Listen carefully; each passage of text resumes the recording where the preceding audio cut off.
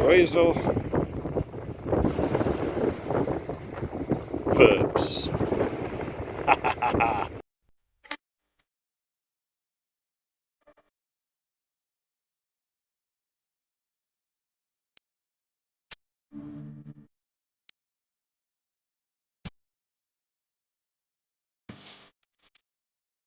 Hello, welcome to the wonderful world of phrasal verbs. This week's episode actually has 3 questions about phrasal verbs. First, what are they? Second, why do they exist? And third, how the are people supposed to learn them? If you enjoy this episode, please click the like and subscribe buttons and also share it with your friends. If you don't enjoy this episode, please share it with your enemies. Okay, let's go. Okay, so what are phrasal verbs? I would like to maybe illustrate it by telling a joke. Not an especially funny joke, but a joke nonetheless. By the way, if you're going to tell a joke, don't introduce it like I just did. Just get on with it and say it.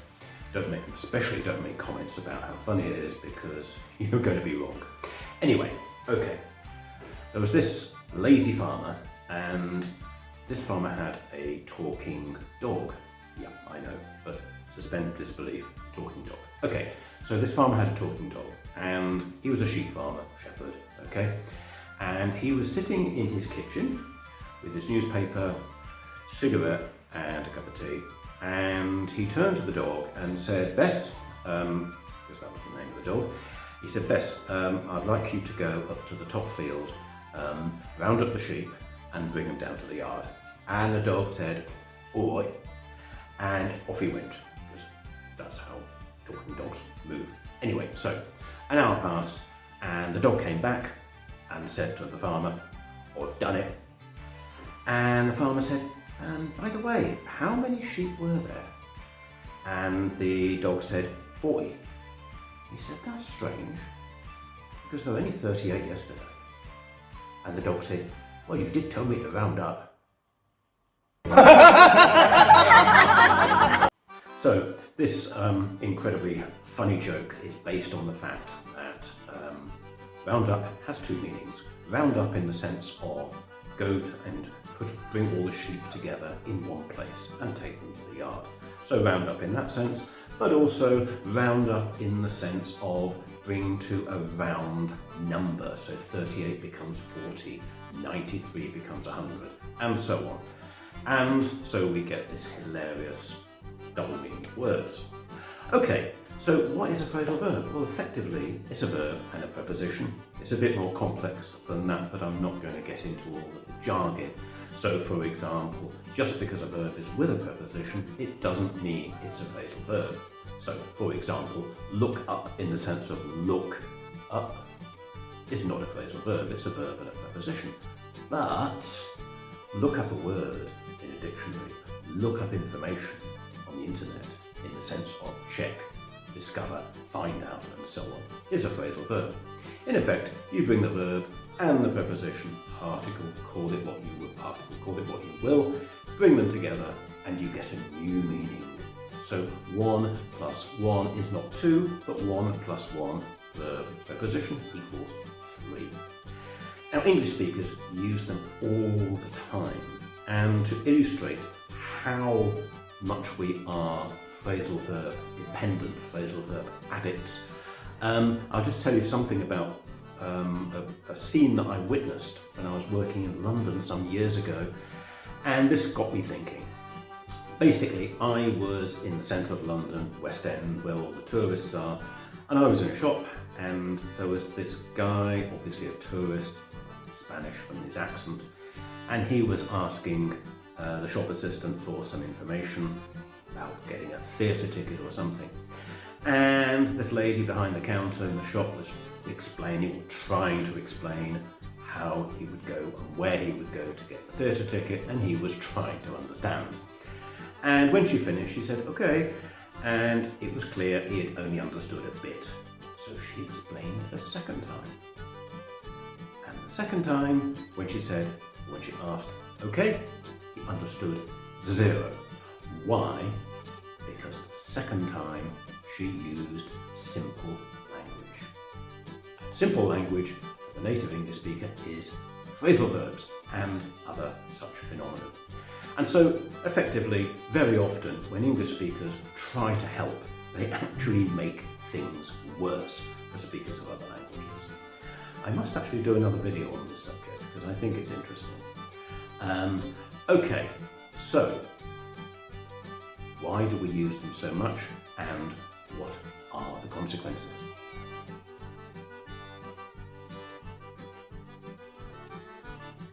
So let's look at why.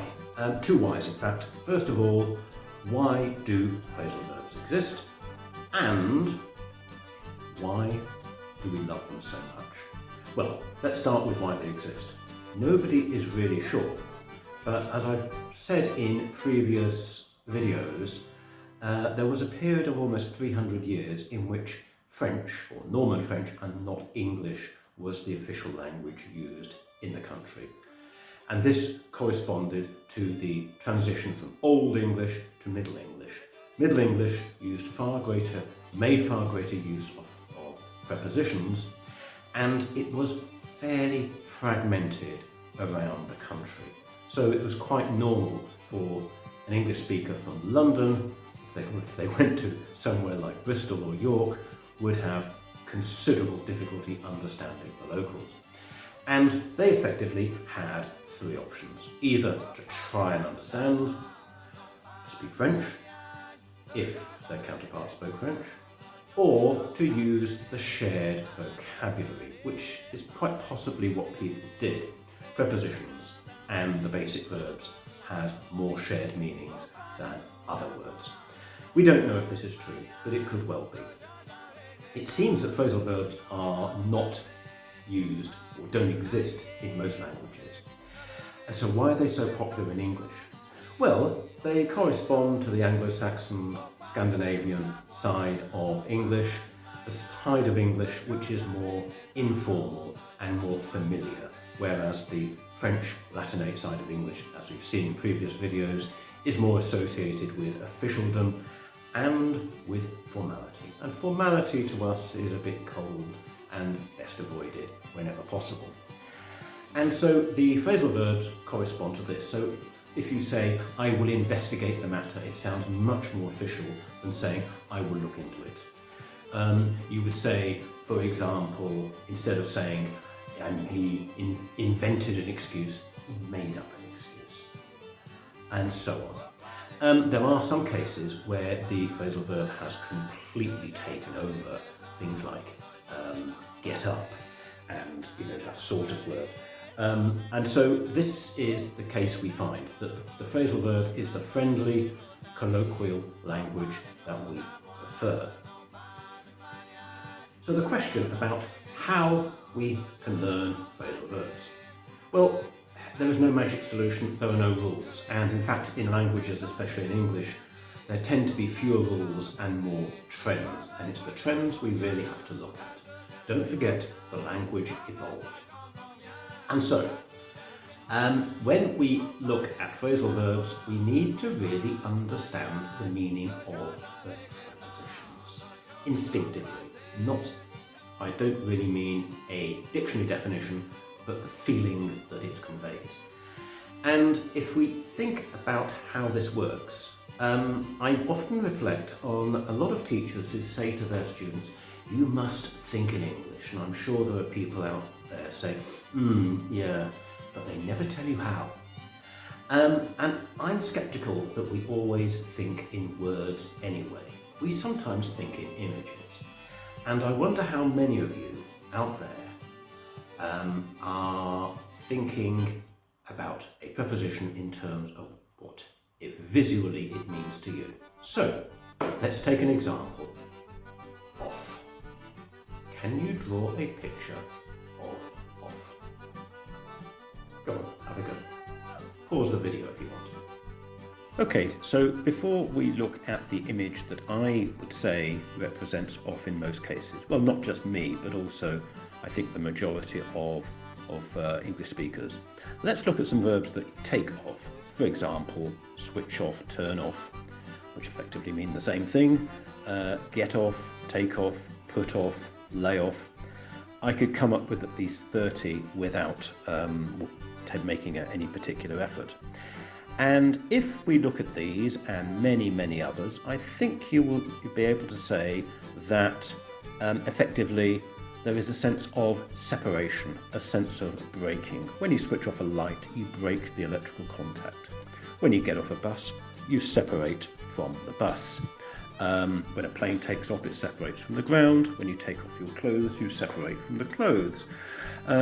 When you put off an appointment, you separate the meeting from the time. When you're put off because somebody has said that, for example, you're put off going to a restaurant because somebody says it's terrible, you kind of separated from that idea. When an employee is laid off by their employer, they are sacked, effectively. They are separated. There are others, naturally, even nouns. Oh yes, there are phrasal nouns. What about a playoff, which is the elimination part of a sports tournament? What happens to the losing team in the playoff? They are out of the tournament. They are separated.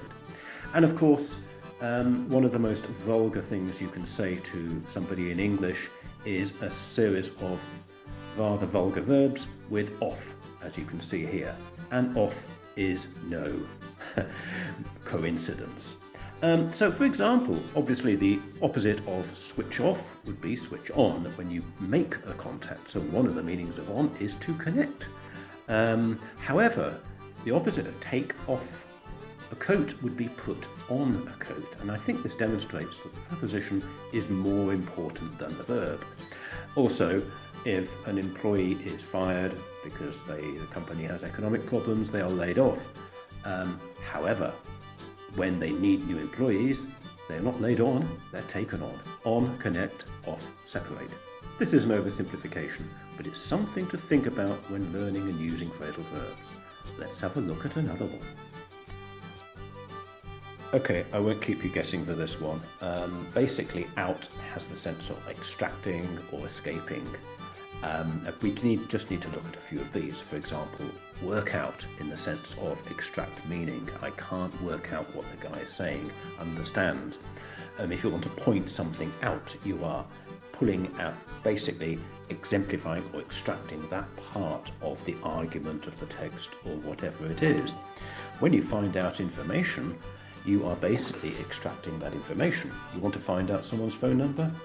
You extract it from another person's head or a telephone list or whatever, basically any form of database. When you run out of money or you run out of time, all the money and time has escaped. Think of the box as your bank account and the arrow representing the money escaping. Not a nice thought. When you set out, you leave your home, you leave your place of origin and you go somewhere. And again, there are many more. This is just a very small example here. Okay, here are just a few more. If we look at up, obviously the literal meaning of up is, as you can see from the arrow on the left, but also we have up in the sense of reaching a limit. So this will give us the difference between to grow, just get bigger, and to grow up, which is you reach the maximum and maybe you change state. And so clean up, tidy up is to the maximum. Grow up is you become an adult. If we look at through, we can see, for example, to get through to a person, to penetrate the obstacles, or the other image we can see here is like a tunnel. So, going through a difficult period in your life is like a tunnel. Or I will look through the document. I look at it from the beginning to the end. Can you run through that again? Can you quickly summarize what you said from the beginning to the end? Over, we can see, has a lot more to it in the sense that we can see it can be just a synonym of above, but it can also be in the sense of jumping an obstacle or problem in life. Get over an illness, get over a disappointment. We can see that over is also in the sense of the bird's eye view. I'll think it over, I'll look it over, in the sense of it's all inclusive. You look at anything.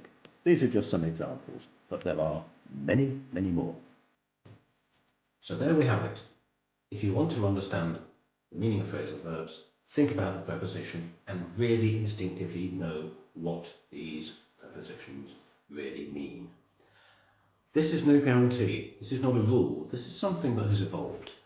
But also don't forget that while most phrasal verbs are universal in the whole world, there are regional and national phrasal verbs which are connected to individual countries. However, normally 9 times out of 10 you can work out what they mean, figure out if you prefer, extract the meaning. Okay, that's all for now. Hope you enjoyed the video. As I said, if you did, please click like and subscribe. See you next time. Bye for now.